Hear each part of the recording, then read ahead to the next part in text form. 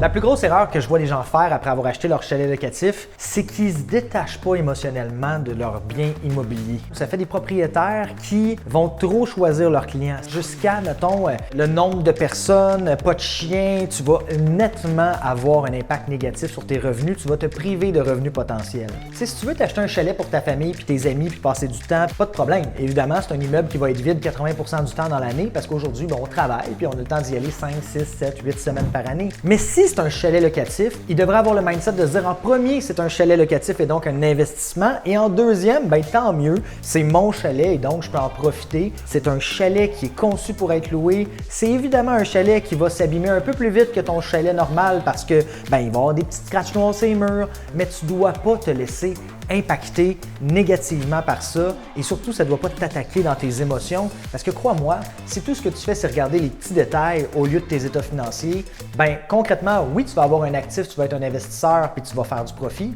mais tu vas être malheureux. Puis l'important dans la vie, c'est avant tout d'être heureux puis d'investir dans des choses qui nous allument et qui nous passionnent.